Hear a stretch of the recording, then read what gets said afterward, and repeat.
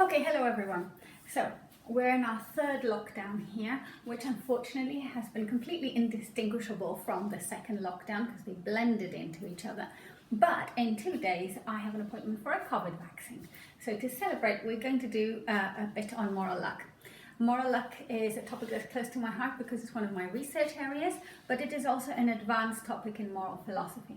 What that means is that I would normally not teach this topic unless it was to third-year undergraduate students who have already had a couple of years of a good grounding in moral theory and maybe a little bit of meta-ethics as well, and would definitely understand what I meant by virtue ethics, deontology, have read a bit of Kant, a bit of Aristotle, and consequentialism as well. Or I would teach this topic in much more detail to graduate students, where we would take maybe 4 or 6 weeks to go through the literature in detail. What that means is that if you've read about moral luck, maybe in a magazine article or something that made it sound like a lot of fun and an interesting kind of topic to grapple with, think twice about staying for the rest of this video, because it's going to be quite in-depth and quite difficult to follow if you don't have a bit of a background in moral theory. Okay, having said that, let's start. These are my lucky shoes. When I wear them at job interviews, I get the job because of the shoes. The shoes lead directly to me getting the job. Right, I'll turn them around. You can also see how fabulous they are. What do you think of this argument? Did this argument work? Is it the case that the shoes lead me to get the job? Now, very quickly, some of you will think to change my argument a little bit. You might say something like, when she wears the shoes, she feels really good about herself.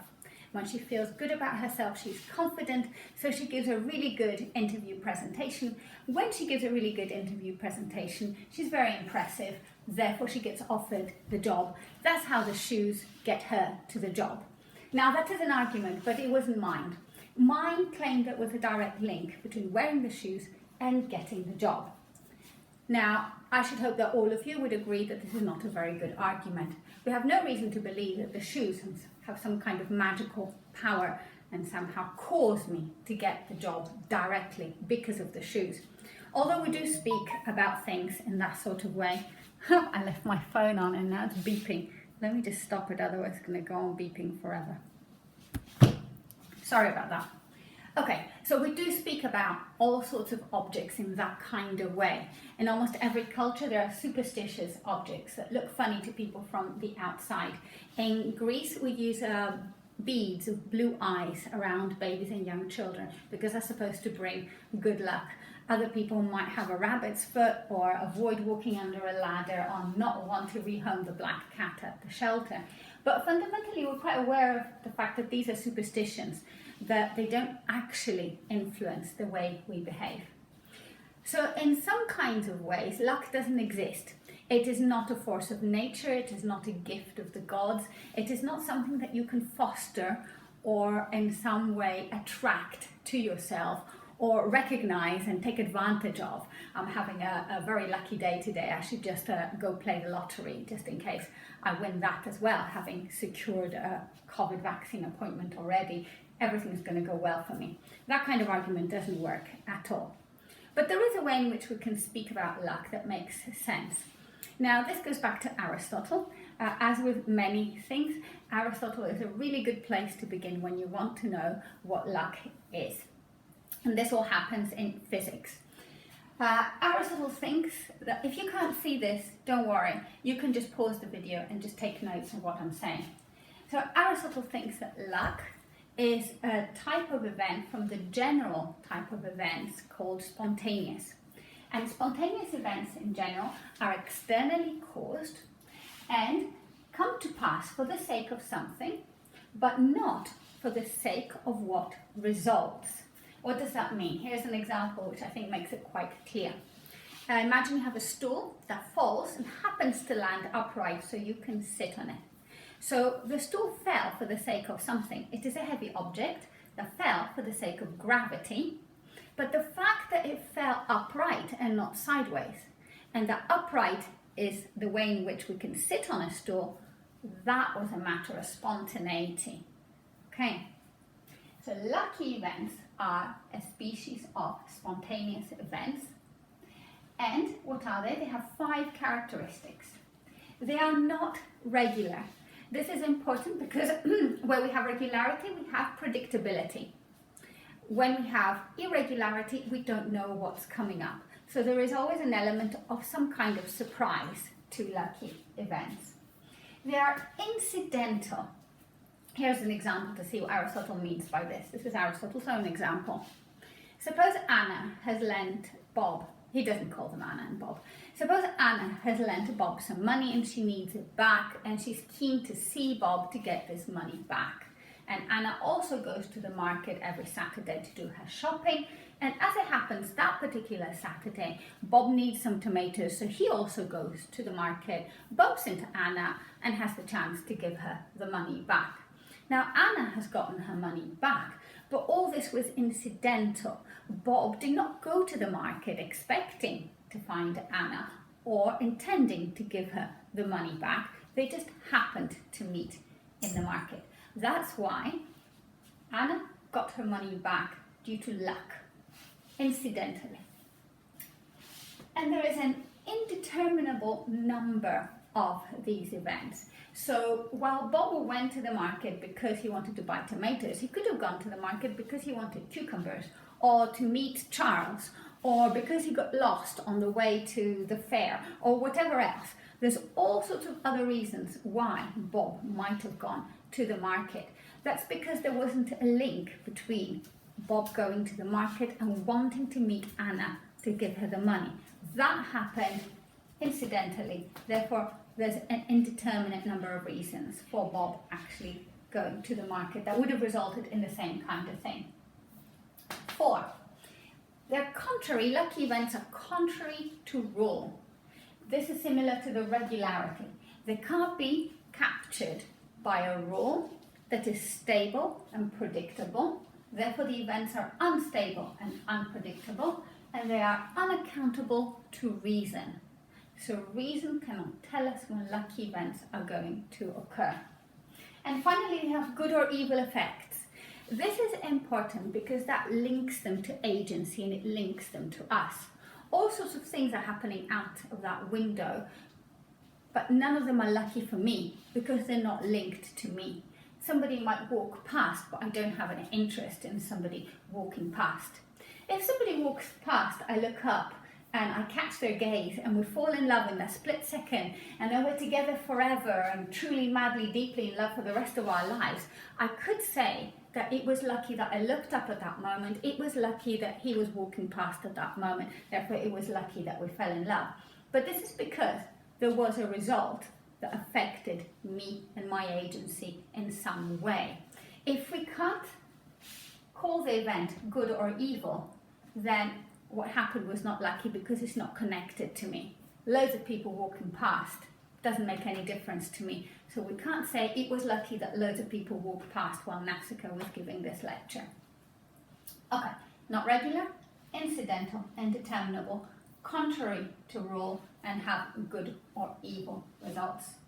And for Aristotle, luck is contrasted with the purposefulness and the regularity we see in nature.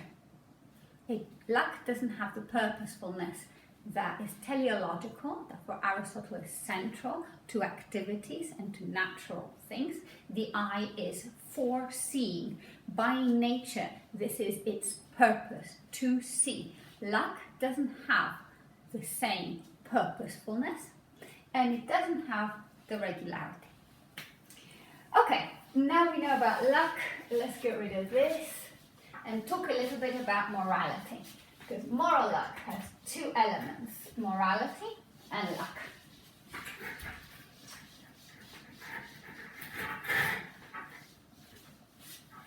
Okay, so moral luck.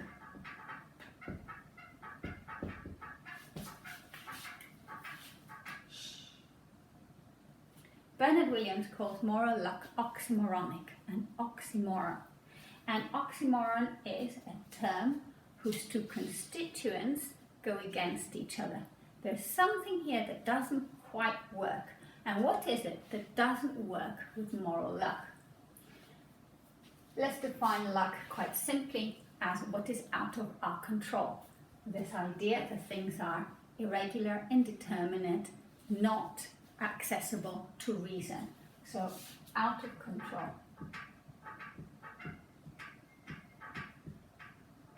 Can you hear this thingy squeaking? It's so annoying. I'm going to keep at it. So what is morality? Well, we generally tend to praise and blame morally the kinds of actions that are under the agent's control. Let me give you an example. Let's say I am really annoyed with someone. They've just really annoyed me, and my anger overwhelms me, and I decide to do something about it, and purposely walk up to that person and I slap them across the face as hard as possible, fully intending to cause them as much harm as possible. Now, this is the kind of action where we generally tend to think that I am morally responsible for. All the elements are there. There's intentions, there's motives, there's knowledge, there's choice. The act is carried out freely by me, and I want the consequences to come about, and then they do. This is the kind of thing I would normally be blamed for because it's connected to my agency. It is the result of what I decided to do and carried out. There are many cases, though, where we think that morality and moral praise and blame are simply not appropriate here. Suppose this time I'm walking towards this person. I trip across my legs, just happened, and as I fall, my arm comes out. I'm trying to catch myself, but instead I slap him across the face. Now, this seems entirely accidental, and it doesn't have all the connections to my agency that the previous act has. I didn't want to do this, I didn't intend to do this, I don't want to bring harm about. It may very well be that as soon as I get up, I start apologizing because I causally made it the case that this person feels pain. Yes, there is a causal connection. It was my hand that ended up causing them the pain. So I might even feel that I need to apologize, but it would be very odd if the person held me morally to blame in the same way that he did before in the first case where I intended to hit him. So normally when we come to make moral judgments, we have this sharp distinction between what people choose to do, what is under their control, for which they are morally praise and blame worthy, and what is not under their control, that is generally deemed to be accidents, mistakes, non-culpable stuff for which they're not judged morally. Of course, the distinction can be complicated and you come to questions of negligence and did I know I'm a clumsy person? Should I have paid more attention as I was walking across the room? But leave those questions to one side and just hold the distinction firm. There's definitely cases where we can clearly distinguish between what is under our agency, our control, that we're morally blameworthy for, and what is not. Cases of moral luck are oxymoronic because they bring these two elements together. Following Thomas Nagel's definition, cases of moral luck are cases where something that is significant to the case was outside of the agent's control, therefore we have this definition of luck, the control definition of luck, but at the same time we want to hold them morally praise or blame worthy. The two come together and they're supposed to create a sense of unease. That is why the phenomenon of moral luck is oxymoronic. It's supposed to leave you feeling a bit perplexed, a bit worried about what the right judgment is in this sort of case, a bit wondering how did we end up with this problem. Okay. Of course, the whole idea of the possibility of luck and its influence on morality is something that is a theme that runs through the whole of philosophy. You see that Aristotle discussed luck. He goes on to think about the influence of luck in life. It's not a modern concept, but the term moral luck in the modern debate starts with two papers given by Bernard Williams and Thomas Nagel at the Aristotelian Society relatively recently. Well, 50 years ago, but depends how old you are. And which have been extremely influential in igniting a particular way of talking about these issues. Now, the papers are quite different. But let's start with Nagel's paper. Nagel's paper distinguished between 4 kinds of moral luck. The 4th one is antecedent moral luck, and it is so close to the free will and determinism debate that nobody discusses it. I think it's a fair question to ask, what is the relationship between moral luck and free will and determinism? But as often happens with free will and determinism, a lot of philosophers just put it out of their minds and get on with whatever it is they want to be thinking about without worrying about what might be happening with free will and determinism as such. So antecedent moral luck just does not get discussed either by Nagel or anybody else in the literature. Everybody just goes on with the 3 kinds of moral luck that Nagel came up with. Constitutive,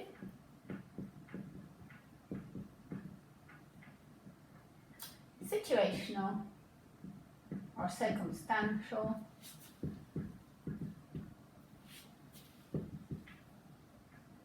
which eventually in the literature becomes more developmental, but we'll come back to that, and resultant. Okay, let's start with resultant because that's quite a lot of fun. Resultant luck does what it says on the tin. It is luck, an element out of the agent's control, which affects the results of one's actions. So if you think of the action as a bundle of all sorts of different things, resultant luck is going to be something that affects the results or consequences of what the person did or omitted to do, but we won't even go into that either. So let's take the example. There are 2 guys, Bob and Ross. They both go to the pub holding their car keys, right? So they know that they're going to be drinking and they know that they're going to be driving afterwards. So they go to the pub where they have a large amount of alcohol each, and predictably they then drive, they get into their cars. No comments on my drawing skills. You can do better if you can. Here they are, drunk, driving. And Bob veers off onto the pavement, and so does, what do we call the other guy? I don't even remember. Was he Rob? Doesn't matter. Rob veers off to the pavement as well, but Bob is quite lucky. There's nobody on this pavement. So eventually he veers back onto the road, goes home, and sleeps it all off. There he is in his bed, wakes up to drive and drink and whatever another day. Rob, unfortunately, is not as lucky as Bob because there is a pedestrian here whom he hits with his car because he's drunk and he's veered onto the pavement and kills.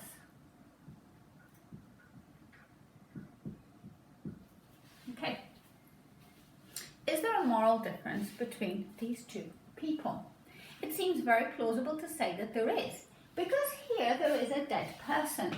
Here there is a victim of this decision to drive drunk, whereas here nothing happened. What do you want to hold Bob responsible for, since there is no harmful effect of his actions, whereas Rob killed someone? There is quite evident harm here. And Nagel says this is an example of resultant luck, an example of a case where something is outside the control of the agent. What is the something that's outside the control of the agent? Here, the presence or absence of a pedestrian. Neither Rob nor Bob set out to run somebody over. There could have been a pedestrian, a whole family here to run over with loads of children, or an entire village, or an elephant, or who knows, whatever. This was not under the control of the driver, what was on the pavement at the time when he happened to veer on it. That's the element of luck. Yeah. But at the same time, we want to hold the person morally responsible. And we want to say that Rob is to blame for the death of this pedestrian who he happened to run over with his car while he was driving. These kinds of cases make us feel a little bit uneasy. A lot of this unease could also be related to the criminal aspects of these sorts of cases. The law needs something to prosecute you for. It's easy to prosecute Rob because there's the dead body, but you can't prosecute Bob for a dead body when nobody died. Okay, but it does make us feel a little bit uneasy because it was only purely down to luck that Bob was not in the same case as Rob.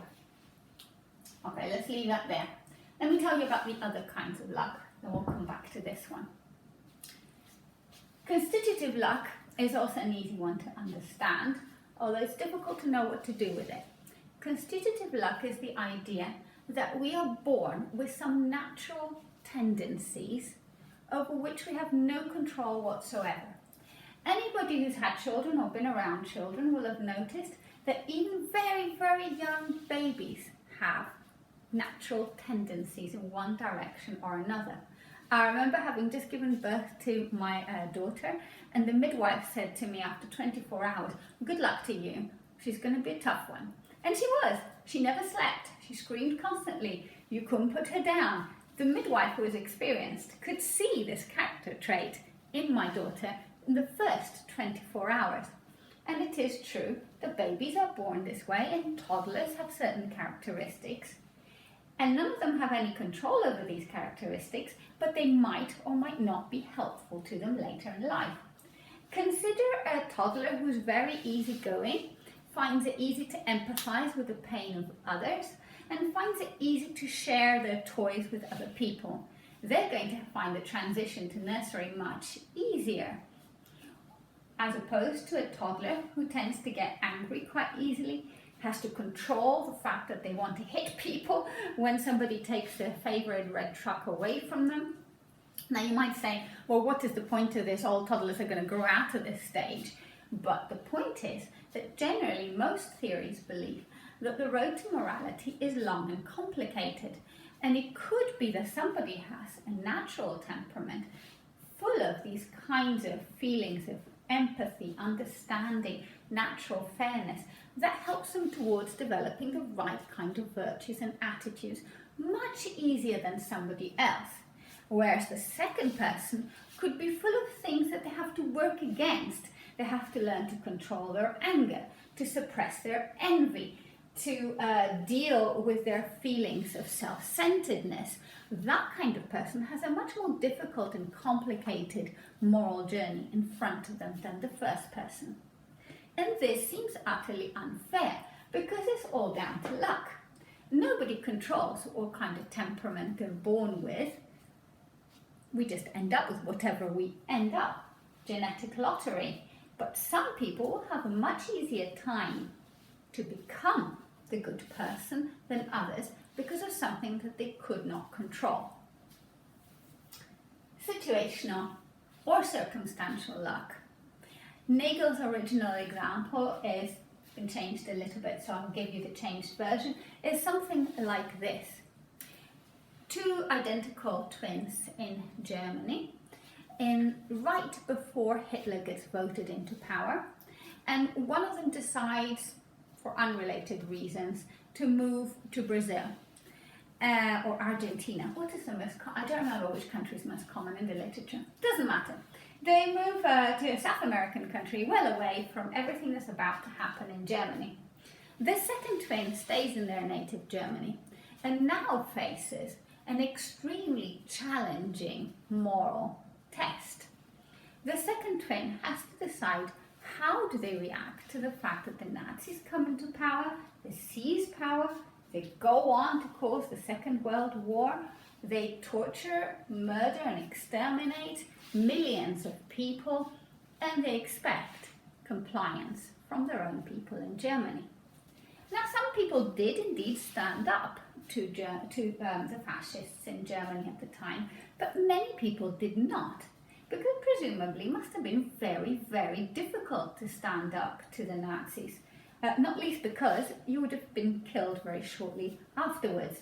Everyone around you complied, even with neutral or good motives. Maybe they were just They were against fascism, but they were too scared to put themselves out there, or they had a family to look after that depended on them, or they felt that if they didn't know about it, it wasn't really happening. There was a variety of reasons why people complied with fascism.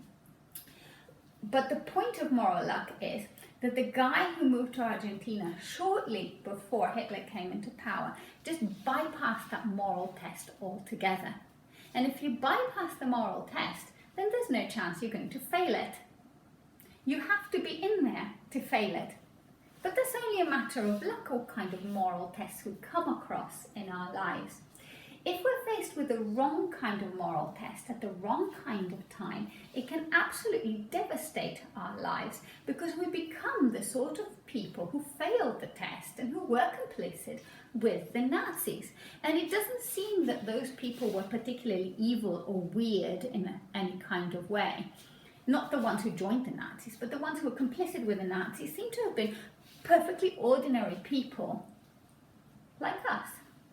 So perhaps the only thing that distinguishes me from those people is my good luck in not having been born at that sort of time and not having come across this kind of situation that imposes a lot of pressure, temptation, duress on the agent to do the wrong thing. But for the grace of God go I captures exactly this sort of sentiment that had it been me, I would have failed the test exactly like that person did. And this is situational circumstantial luck, that the sort of situations or circumstances we come across can lead us to fail a moral test, or to regress in our moral development, or to lead different lives from what we would have done otherwise. And the only difference between us and other people is just the bad luck of having come across this sort of situation in the first place. That's what I wanted to say. Okay, I mentioned developmental here, just to let you know that in the literature this kind of luck has been expanded to refer to all kinds of developmental factors that might affect how one cultivates virtue, or how one fails to cultivate virtue. And situations which tempt or pressure you or force you into doing the wrong thing are just one of these many factors. So imagine somebody who was born in a sort of situation where their parents were negligent. Let's say their parents were addicts, so they were never available to them emotionally and they never supported them, but even in practical terms didn't give them the basic things that a child needs to grow properly. And they lived in an area where schools were very deprived, so their teachers were disinterested and never engaged with them. And at the same time, all their peers and friends were subject to the same kinds of influences, so they encouraged each other towards the wrong sorts of directions, and they encouraged and approved of the wrong kinds of attitudes and values and character traits. And at the same time, these people were also subjected to situational factors like the opportunity to do the wrong thing, and the apparent involvement of all your friends in this kind of wrong thing, and the wrong role models to aspire towards. Now, this person has negative influences at every step of their life, and you can see why there is an element of unfairness in that, because it's only luck they were born in this kind of situation. Had they been born to a different family, in a different social circumstances, with different kind of educational support and different sort of peers, they might have become a completely different person. So there is a reluctance, or there is an unease about holding people responsible for the actions that proceed from characters that were developed because of factors that they couldn't control. If that person goes on to rob a bank or something, can we hold them fully morally responsible, while at the same time acknowledging that for every step they took, there was an element of luck, something that was outside of their control? Now, I haven't given you any answers to these sorts of questions, because the problem of moral luck is very much about raising this sense of unease about something that you feel unhappy about how you ought to react to this phenomenon. And Nagel's and Tunick's and Williams' paper was very much about this, about the sense of unease, not about giving solutions and telling you how you should answer these kinds of problems. Let's talk about the Williams paper. Bernard Williams' paper on moral luck is very typical of his work in moral philosophy. It is instantly recognized by everybody as revolutionary.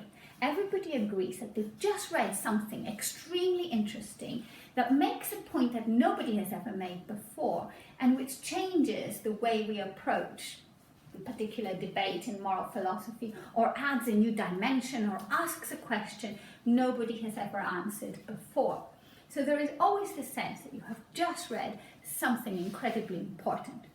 At the same time, almost nobody agrees on what Williams was actually trying to say.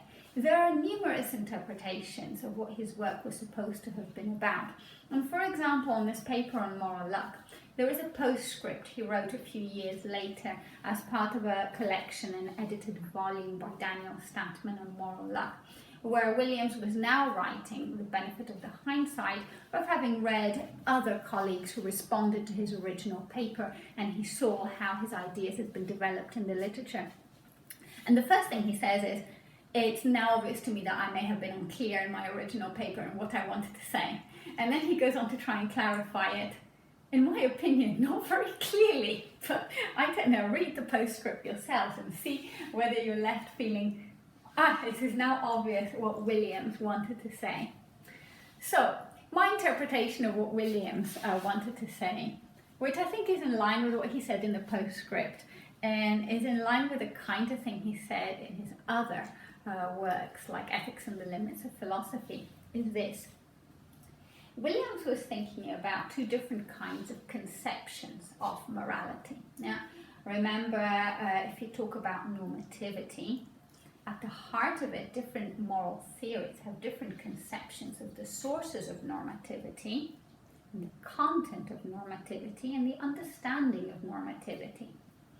So Williams was arguing against a dominant conception of normativity that came from deontology, dominant in the philosophical literature at the time. Okay? And this is a conception of Kantian morality as pure and immune to luck. Now, this is a particular interpretation of Kant, and it's not necessarily an entirely correct interpretation of Kant. There's more to Kant than this. But I think it's definitely true that this element is a very strong element in Kant, and I think Williams was right to bring it up and to criticize it. There is a strong element in Kant, mainly coming from the groundwork rather than the metaphysic of morals, for example, that morality is pure and unassailable to luck, that it is the kind of thing that we recognize and we feel the force of the moral law regardless of all these elements that might affect us. It doesn't matter who you are, where you were born, what situations you came across, and it definitely doesn't matter what results your actions may have, because morality is this pure motive in accordance with the moral law. And Williams's target in his moral luck paper is this Kantian conception of morality. And he says this is wrong and unrealistic. This is not what life is like. Reason does not have complete control over morality. It is not always possible to judge in advance how things are going to be so that you make this pure, unadulterated moral decision. And he comes up with the Gauguin example. The Gauguin example relates to the painter Gauguin. It might not be historically accurate, I don't know, but it's kind of a fictional version of Gauguin. And it says that at the time when Gauguin decided to abandon his wife and his children, and abandon everybody who depended on him, and go to Tahiti to paint, he could not possibly have known that he would be able to produce the kind of paintings that the world now admires. So any justification of his action to leave only happened happens retrospectively from the point where he is in Tahiti, has produced these works, and it is evident that they are masterpieces. That means there is no full control of the decision to leave at the time it is made. There is nothing that would make the decision reasonable at the time it is made, because it is justified retrospectively from a point in the future. What is William's point? Williams here is calling for a return to a different conception of morality. And this is where Williams draws a distinction between morality and ethics. Now, normally, moral philosophers use morality and ethics interchangeably. This is an exception. Williams goes out of his way to define the two terms differently. Morality is this pure conception of morality, the Kantian ideal, unassailable to luck. It shines like a jewel, okay, if you remember your groundwork. Ethics is a different thing. Ethics is the ancient Greek understanding of a life well lived within the confines of being human, which include a vulnerability to luck. Being human and being a good human and the good life for humans are intermingled with luck. Luck is not something you can set to one side, that you can remove yourself from. Luck is something that is going to affect you all the time. And you need to recognize this about the good life. The good life is just vulnerable to luck, but at the same time, this is what makes it precious. Here, Martha Nussbaum has a lovely example which I think brings this point to life. It's from a poem by Pindar. She says, the ethical life, the good life for human beings, as human beings, is like a young tree. When you have a sapling, you have to be careful. You have to plant it in the right soil, but you have to be lucky as well.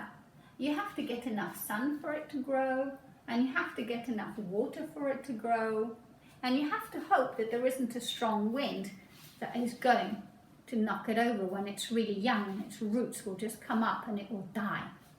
And then at some point your sapling turns into this big strong tree that can withstand storms. Yeah, this is full virtue. This is the person who has matured and cultivated their character. But it's going to take years for that to happen. And any wind or any drought or any torrential rain could kill your sapling in the meantime. And you can do some things to protect your tree, but you can't do everything. There is no complete control over whether your sapling is going to grow into a tree, into a stable, strong tree with long roots. But that is what makes the grown trees so beautiful. Part of why we value them is their vulnerability and how long it took them to get to where they are, and how great it was that they avoided all these things that could have killed them as saplings. That's the moral life as well. The moral life is intertwined with all these lucky influences. This is what makes it vulnerable to catastrophic disasters, but this is what makes it valuable. So the oxymoronic nature of moral luck is diffused for Williams if you follow the ancient Greeks, Aristotle, virtue, the idea of cultivating a life over a long period of time. Okay, there's quite a lot, I know. Let's go back to Nagel's definitions. We're not finished, I'm afraid. This is going to be long and complicated. You might want to pause here and go have a break if you want, and then come back to it. One way in which the literature has responded to the possibilities of moral luck, according to Nagel, is to look at them differently depending on where they think moral worth is to be found.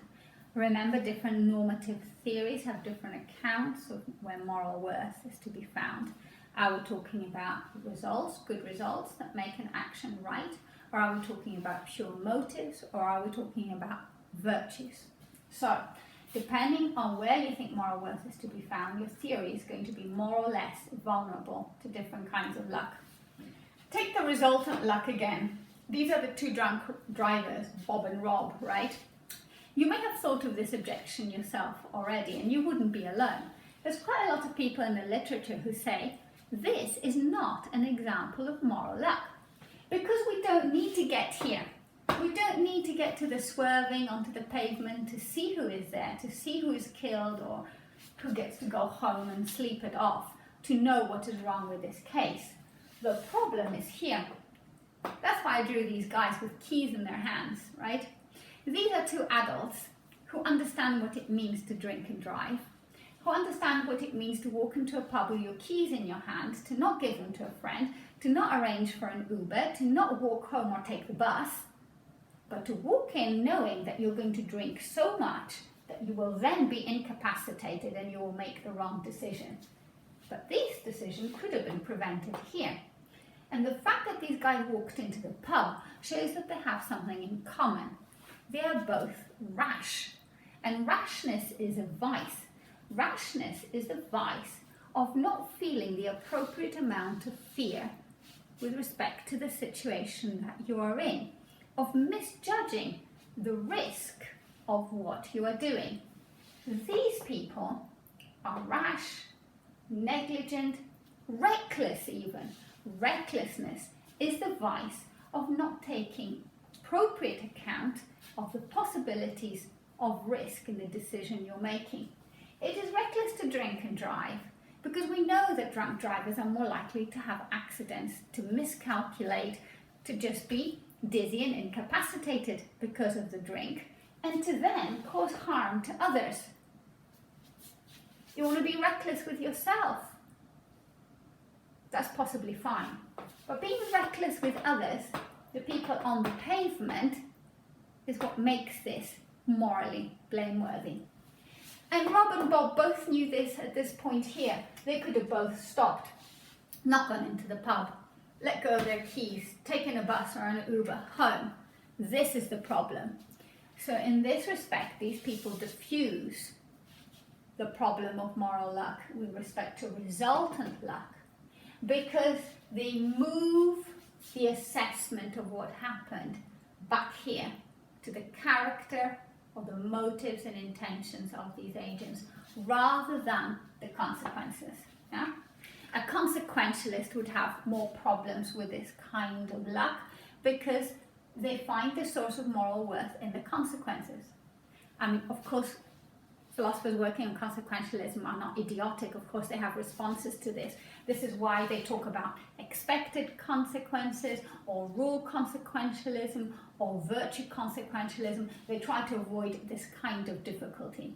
But on the whole, the sort of theory who considers that moral worth of the act to be found in its consequences will have more problems with resultant luck than the kind of theory who makes the judgment based on the agent's character, intentions, or motives. And as you can see, the opposite is going to be true with these situational, circumstantial, developmental kind of factors. The consequentialist is the one who is going to be able to avoid the influence of these kinds of factors because he's more interested in the consequences. Whereas, for example, the virtue ethicist, who talks about the long and complicated road to character development that's influenced by habituation, early influences, education, role modeling, opportunities for the exercise of virtue, responses to failures, self-awareness, all these kinds of things are open to the influence of luck. The virtue ethicist is going to have a much bigger problem accounting for developmental, situational luck and so on. As we saw, the virtue ethicist just accepts it and says, I appreciate this is how it is, but what do you want me to do? This is what life is like. The human life is just vulnerable to luck. The good life is just vulnerable to luck. So the virtue ethicist kind of lumps luck. Constitutive luck. Constitutive luck is a particularly problematic one because there is a whole question of whether it even exists. There is a big debate in the literature over whether you can even make sense of the idea of asking, what would I have been like had I been somebody else? Because constitutive luck is about who you are before you've made any choices at all.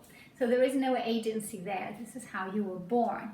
So for some people, you can't even mention, or you can mention it, you can't even make sense of constitutive luck, because it would have to presuppose that you were other than who you actually are, in which case, who are we talking about? If we change everything, that's a completely different person. And that goes into very interesting questions, maybe with links to modality and how we understand the influence of luck on constitutions. Okay, I'm going to stop there because I think I've done sort of a briefest summary ever over a massive topic, and a topic which has tendrils in absolutely everything. Many discussions on morality are affected by the questions in moral luck, and many of the questions in moral luck spill over to other themes, and the answers that people give to these kinds of questions are very much influenced by the answers that they give to all sorts of other questions in moral philosophy. So this is a really massive topic, and we'll stop there.